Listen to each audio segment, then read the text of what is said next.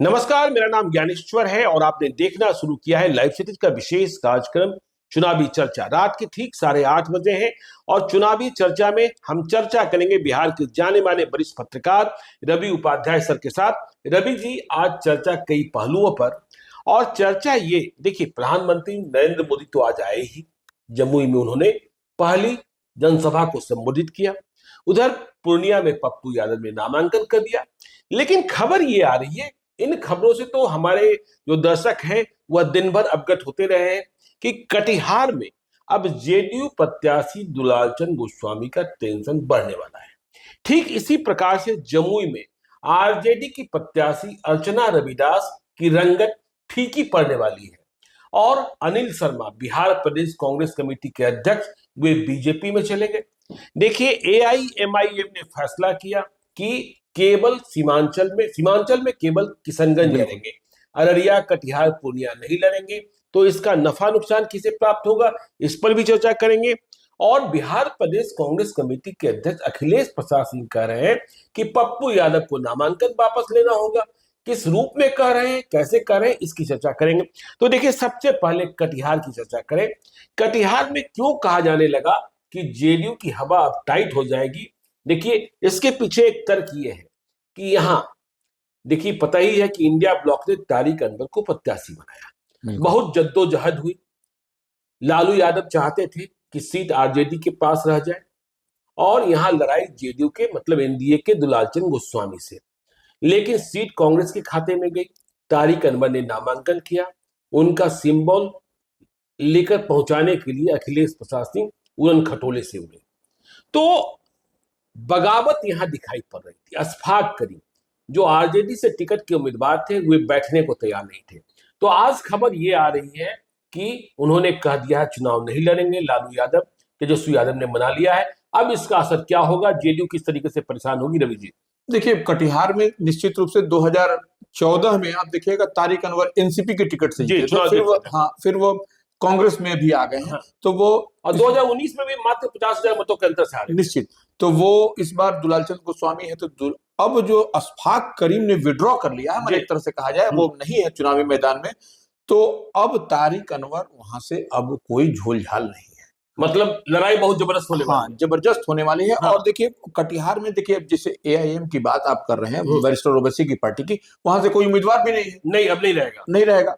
और हीना साहब का जो अंडर करंट होगा वो तारिक अनवर पर चढ़ेगा, इसमें भी कोई दो मत नहीं है। और तारिक अनवर क्योंकि अच्छा, बार बार कह रहे हीना साहब का अंडर करंट, तो हीना साहब का अंडर करंट क्या सिवान से कटिहार भी पहुंच जाएगा, पूर्णिया भी पहुंच जाएगा, अररिया, किशनगंज भी पहुंच जाएगा? निश्चित रूप से देखिए, मरहूम साहबुद्दीन की वो पत्नी हीना साहब, तो ऐसे में जो साहबुद्दीन का जो काम है, साहबुद्दीन का काम बोलता है काम, यह बात समझना पड़ेगा। तो साहबुद्दीन का काम बोलता है। ऐसे परिस्थिति में निश्चित रूप से बिहार के कमोबेश हर लोकसभा क्षेत्र में ऐसा लोकसभा क्षेत्र नहीं, ज्ञानेश्वर जी, आप मेरी बात से इत्तेफाक रखेंगे कि वहां पर उनके चाहने वाले, उनके समर्थक नहीं है। तो यही हम कह रहे हैं, अंडर करंट वही है। तो वही वहां पर भी आपको कटिहार में वही दिखाई पड़ेगा। और इसीलिए कह रहे हैं कि जो दुलालचंद गोस्वामी की परेशानी बढ़ने वाली है। नहीं, आप कह रहे हैं हीना साहब का अंडर करंट, बिल्कुल, लेकिन हमें यह भी समझना होगा ना कि हीना साहब तो आरजेडी से नाराज है,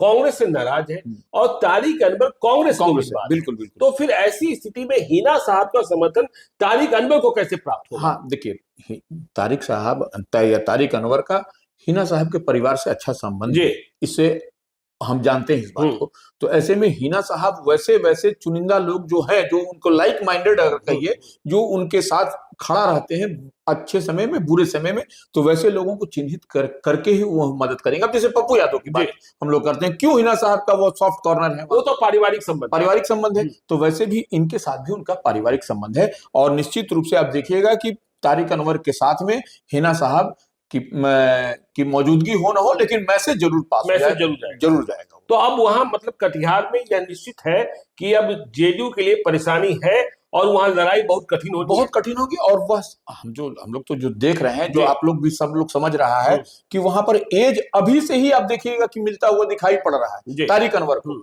और तारिक अनवर कद्दावर नेता भी रहे हैं, ऐसा उनका स्पॉटलेस छवि के हैं वो, कोई उनमें दाग उग भी नहीं है। तो वो ऐसे में अशफाक करीम बहुत खर्च कर रहे थे, तारिक अनवर खर्च में थोड़े कंजूस है, संसाधन भी कम है, क्या लड़ पाएंगे? हाँ देखिए, वो ठीक, अब देखिए अशफाक करीम जैसे अब नहीं रहे मैदान में, तो उस समय मुर्ग मुसल्लम की बात आ रही थी, इनके चोखा दाल की बात आ रही थी, तो यह बात सही थी। अशफाक करीम लड़ते तब उनके लिए कठिन परिस्थिति तारिक अनवर के लिए होती, तब तो वोटों का विभाजन। हाँ, वोट का विभाजन। कटिहार के बारे में एक और खबर है कि देखिए, अशोक अग्रवाल जो बीजेपी के एमएलसी हैं, कटिहार के सबसे ताकतवर व्यक्ति माने जाते हैं, वे बहुत खुश नहीं है दुलालचंद गोस्वामी को से उम्मीदवार बनाए जाने से। बिल्कुल, वे 2019 में भी चुनाव लड़ना चाहते थे, 2024 की भी तैयारी कर रहे थे, लेकिन 2019 में लड़ने नहीं दिया गया, 2024 में फिर से सीट रह गई जेडीयू के पास।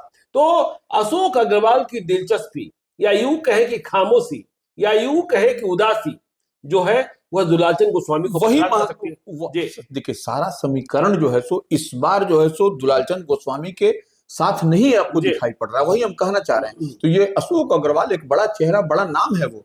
और एक चीज आप देखिएगा ज्ञानेश्वर जी, कहीं ना कहीं तारिक अनवर के लिए उनको सॉफ्ट कॉर्नर है जी, इस बात को आप देखिएगा, पता करवा लीजिएगा, तो वो वहां पर है। हमको लगता है कि यह जो है दुलालचंद गोस्वामी के लिए यह सब जो समीकरण आपको दिखाई पड़ रहा है कटिहार में, वह सब उनके लिए भारी पड़ता हुआ दिखाई पड़ेगा। नहीं, मुझे ये नहीं पता कि तारिक अनवर के साथ उनका सॉफ्ट कॉर्नर है कि नहीं है, लेकिन कई जगहों पर मैं ये रणनीति देख रहा हूं कि पहले सीट खाली कराओ, फिर आगे दावेदारी करो। खैर, ये कटिहार की बात रही।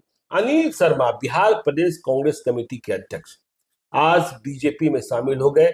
दिल्ली में बीजेपी के हेडक्वार्टर में प्रेस कॉन्फ्रेंस हुई और अनिल शर्मा के साथ ही उपेंद्र प्रसाद, जिन्होंने 2019 का चुनाव हिंदुस्तानी अवाम मोर्चा के टिकट पर औरंगाबाद से लड़ा था, मूल रूप से जेडीयू के नेता रहे हैं, वे भी बीजेपी में शामिल हो गए। तो अनिल शर्मा जो पप्पू यादव के कांग्रेस में शामिल होने पर कह रहे थे, क्या हो रहा है कांग्रेस पार्टी में, क्या किसी को पता था कि अनिल शर्मा इस्तीफा देंगे और बीजेपी में चले जाएंगे? देखिए ज्ञानेश्वर जी, अनिल शर्मा जो है सो कहीं पर निगाहें कहीं पर निशाना जी। वो पप्पू यादव को बहाना बनाकर, हमको जो लगता है बहाना बनाया पप्पू यादव पर, वो सवाल उठा रहे थे कैसे इनकी एंट्री हो रही है, क्या हो रही है, और उनको जाना था भारतीय जनता पार्टी। तो यह एक बहाना बना करके वह जो है सो अपना इस्तीफा किया कांग्रेस से, और वो जो है सो अपनी एंट्री यहाँ पर सुनिश्चित करवा ली। उसके बाद ही वह सब हुआ है। इतने बड़े तो राजनीतिक तो वह भी लंबे समय से करते आ रहे हैं कांग्रेस के। जमीन पर बहुत दिखते नहीं, जमीन पर बिहार में ठीक है ड्राइंग रूम पॉलिटिक्स कर लेते हैं, लेकिन अनिल शर्मा के आ जाने से एक वक्ता मिल सकता है, और कोई फायदा नहीं होगा बीजेपी को। नहीं, बीजेपी को कोई फायदा नहीं होगा। और देखिए, जिस समाज से वो आते हैं वह समाज तो ऑलरेडी भारतीय जनता पार्टी के पास है। तो ऐसा कौन सा वो तुरुप का एक्का है जो कि भारतीय जनता पार्टी को लाभ हो जाएगा? गिरिराज सिंह है, विवेक ठाकुर है, सीपी ठाकुर है, तमाम जितने बड़े नेता हैं, सारे नेता भाजपा के ही फोल्ड में कमोबेश आप देखिएगा। बड़े जो नेता है, बड़ा चेहरा है भारतीय जनता पार्टी के साथ में, तो ऐसे में उनके आने से कोई बहुत बड़ा लाभ हो जाएगा भारतीय जनता पार्टी को बिहार में, यह हम नहीं समझ पा रहे।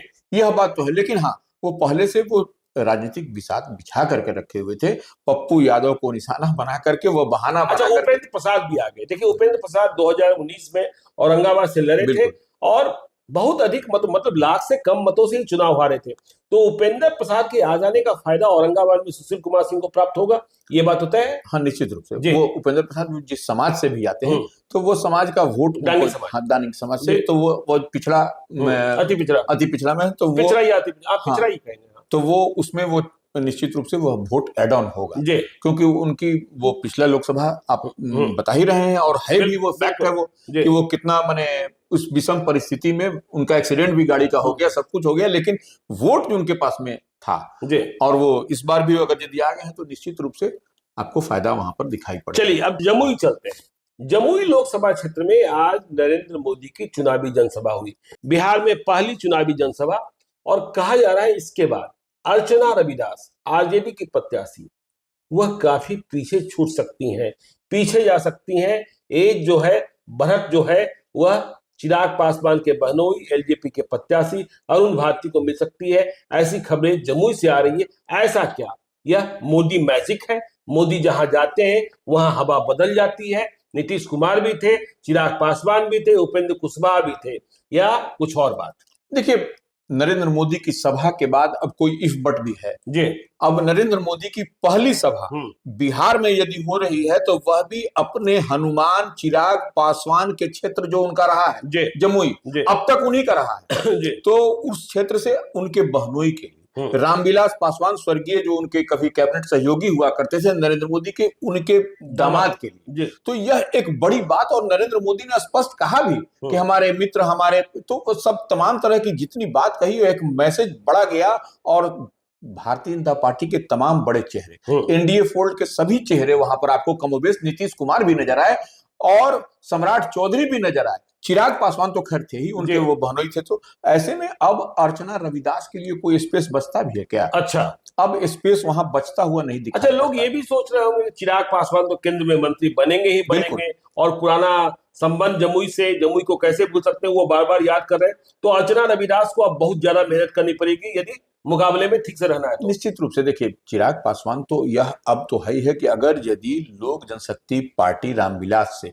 कोई भी एनडीए फोल्ड में अगर मंत्री बनता है तो वह एक नाम होगा चिराग पासवान। बिल्कुल। तो यह जमुई की जनता के लिए भी, या हाजीपुर से चिराग पासवान लड़ेंगे या जहां पर भी हो, तो यह सब अब उनमें मंत्री की बात में मंत्री की छवि उनमें देखी जाएगी कि वो जहां से रहेंगे तो वह विकास होगा। तो ऐसे में अर्चना रविदास की ये बात कहां बनती है? वहां के जमुई की जनता भी चाहती है कि जमुई का विकास हो। तो जमुई का विकास कौन करेगा? चिराग पासवान। चिराग पासवान हमेशा कहते हैं कि मेरी कर्म भूमि रही है, और मेरे पिताजी स्वर्गीय रामविलास पासवान उंगली पकड़ करके यहाँ से नॉमिनेशन कराने आए थे 2014 में, तो वह उस क्षेत्र को भूल नहीं सकते। इसीलिए देखिए, वह सीट अपने बहनोई को उन्होंने दिया। वह चाहते तो सुरक्षित सीट से और भी उनके पास उम्मीदवार था, वहां दे सकते थे, लेकिन नहीं, वो कोई समझौता नहीं किए कि अपनी बहनोई को दिए, कि क्योंकि हम सीट को नर्सिंग करते रहेंगे, इस सीट को हम चमन बनाएंगे। तो यही उद्देश्य से वो गए हैं। तो अब अर्चना रविदास के लिए वहां पर कुछ नहीं है, और अर्चना रविदास का कोई रिकॉर्ड भी वैसा क्या है? चलिए, तो देखिए, जमुई में अर्चना रविदास पीछे छुट्टी दिखाई पड़ रही है। अब देखिए, अभी चुनाव में वक्त है, आगे क्या होता है। जब तेजस्वी यादव निकलेंगे, तेजस्वी यादव की आंधी कितनी तेज चलेगी यह देखने की बात होगी। एआईएमआईएम ने आज फैसला कर लिया। पहले यह फैसला हुआ था कि सीमांचल की सभी सीटों पर चुनाव लड़ेंगे, चाहे वो पूर्णिया हो, कटिहार हो, किशनगंज हो, अररिया हो। लेकिन आज फैसला ये हुआ कि सिर्फ किशनगंज में लड़ेंगे, अख्तरुल इमान, और अररिया, कटिहार, पूर्णिया यहां चुनाव नहीं लड़ेंगे। तो ओवैसी ने यह फैसला क्यों बदला, और इसका फायदा क्या होगा इंडिया ब्लॉक को? देखिए, यह फायदा निश्चित रूप से पूर्णिया में पप्पू यादव को फायदा, पूर्णिया में पप्पू यादव को होगा। एकदम आपको सब कुछ समीकरण पप्पू यादव के पक्ष में होगा। दूसरा तारिक अनवर के लिए होगा। कटिहार में जो हम बात कर रहे थे, वहां पर भी कोई कैंडिडेट नहीं दिया, तो वहां। और अररिया में अब देखिए, प्रदीप सिंह के लिए दिक्कत हो जाएगी, भारतीय जनता पार्टी के जो उम्मीदवार। लेकिन हमने ये देखा था कि 2019 में ओवैसी की पार्टी का कोई उम्मीदवार नहीं था, फिर भी प्रदीप सिंह जीते थे। ये स्थिति तो थी। तो लेकिन इस बार बदला हुआ राजनीतिक है। तो देखिए, आप बगल में सीमा, पप्पू यादव वहां से लड़ रहे हैं, तो यहाँ से इधर से घेरने के लिए कटिहार में जो है, कटिहार है, तो आपको तो आरजेडी के पक्ष में पप्पू यादव कहाँ है? और अररिया में हम यह भी देख रहे हैं कि तस्लीमुद्दीन के दोनों बेटे, उनमें ही आपस में संघर्ष चल रहा है। तो ये तो प्रदीप सिंह के लिए सुखद स्थिति है। ये तो वो अररिया में प्रदीप सिंह के लिए ज्ञानेश्वर जी है, लेकिन आप देखिएगा, उनको घेरने के लिए तो पप्पू यादव छोड़ेंगे नहीं, जो हमको लगता है। अब वो राजनीति आगे क्या होगी तो अलग विषय है, लेकिन कुछ न कुछ झोल झाल वहां को दिखाई पड़ेगा वो अररिया में। आपको प्रदीप सिंह का इतना इस बार स्विफ्ट जो है सो होता हुआ नहीं दिखेगा। आप जो मैं समीकरण दिखाई पड़ रहा है, अब वो अब आगे क्या होगा नहीं कहा जा सकता है, लेकिन पप्पू यादव जो है तो वह निकलेंगे जरूर प्रचार करने। अब किसका प्रचार करें? लेकिन वही कांग्रेस का उम्मीदवार तो है नहीं, वहाँ आरजेडी का उम्मीदवार है। तब फिर कांग्रेस के उम्मीदवार के लिए तो उन्होंने ऐलान कर दिया कि देखिए, हम कटिहार में तारिक अनवर का, किशनगंज में डॉक्टर मोहम्मद जावेद का, पूर्णिया, भागलपुर में अजीत शर्मा का, और सिवान में हिना साहब का प्रचार करेंगे। लेकिन आरजेडी के किसी उम्मीदवार के लिए उन्होंने इस बात का ऐलान नहीं किया। देखिए, जो तस्लीम साहब के दो बेटे में जो चल रहा है रसाकसी, वहां कि वहां पर मान लीजिए जैसे वहां पर कौन लड़ेगा तस्लीम साहब के बेटे में, सरफराज या शाहनवाज। तो ऐसे में कोई बेटा अगर निर्दलीय लड़ेगा तो वैसे में पप्पू यादव की पहुंच वहां हो जाएगी, क्योंकि तस्लीम साहब से उनकी अच्छी बॉन्डिंग थी वहां, तो वो एक गार्जियन के रूप में मानते भी थे। मतलब आपको ये भी लग रहा है कि दोनों बेटे एक दूसरे के खिलाफ आमने सामने आ सकते हैं, एकदम जैसे विधानसभा चुनाव में एकदम इस बार होगा जी, क्योंकि एक बार उनके जो बड़े पुत्र थे वह सांसद रह चुके हैं, वह तस्लीम साहब के निधन के बाद वही लड़े थे, तो वो उपचुनाव में वही जीते थे। तो ऐसी परिस्थिति में वह हमको नहीं लगता है कि वह बैकआउट होंगे, वह लड़ेंगे ही चुनाव, और उनको हमको नहीं लगता है कि आरजेडी से उनको सीट मिलने जा रहा है। आरजेडी से जो उनके छोटे हाँ तो वो उनको मिलेगा जो मंत्री थे 17 महीने के महागठबंधन की सरकार में। तो ऐसे में वह दोनों मानने को तैयार नहीं है ज्ञानेश्वर जी। उनको भी एक तरह से आशीर्वाद तेजस्वी का मिला है छोटे पुत्र को, इनको जो है लालू प्रसाद यादव की कही जा रही है कि आशीर्वाद है। तो अब ऐसे में अगर यदि नहीं मिलेगा तो ये निर्दलीय लड़ेगा ही, तो इसमें कहीं कोई दो मत। चलिए निर्दलीय लड़ेंगे। तो चलिए चुनावी चर्चा के अंतिम चरण में, आज के अंतिम चरण में हम चर्चा करते हैं कि देखिए पप्पू यादव ने तो नामांकन कर दिया। अखिलेश प्रसाद सिंह शाम को जब पटना एयरपोर्ट लौटे तो उन्होंने कहा कि पप्पू यादव को नामांकन वापस लेना होगा। अब पप्पू यादव ने निर्दलीय नामांकन किया है। अखिलेश प्रसाद सिंह पप्पू यादव से कैसे नामांकन वापस करा सकते हैं? वे तो कह रहे थे कि उन्होंने पर्ची कटवाई ही नहीं, कांग्रेस के नेता ही नहीं है, तो अब क्या? देखिए अखिलेश प्रसाद सिंह पार्टी के प्रदेश अध्यक्ष हैं, और वह हमको लगता है कि ठीक से वो अपनी बात कहने के क्रम में वो नहीं समझ पाए या नहीं कह पाए।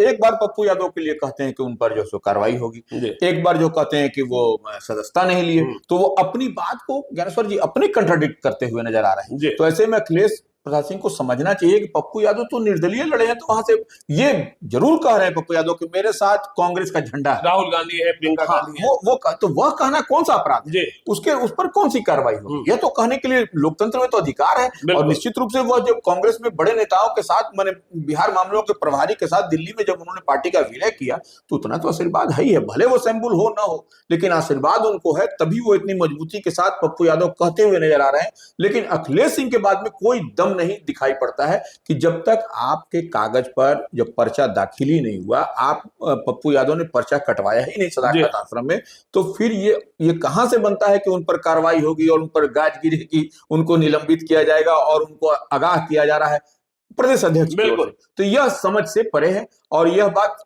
खुद अखिलेश सिंह अपनी बाइट को, दोनों बाइट को अगर सुनेंगे, सुबह और शाम की बाइट, हाँ तो वो सुनेंगे तो वो खुद समझ जाएंगे कि क्या है। चलिए, तो क्या है अखिलेश सिंह खुद समझ जाएंगे। तो आज चुनावी चर्चा का समापन यही करते हैं। आप देखते रहिए लाइव सीरीज को। यदि अब तक आपने हमारे यूट्यूब चैनल लाइव सीरीज को सब्सक्राइब नहीं किया है तो जरूर कर लीजिएगा, और यदि इस वीडियो को फेसबुक पेज के माध्यम से पेज को लाइक कीजिएगा, ट्विटर पर भी हमें फॉलो कीजिए। धन्यवाद।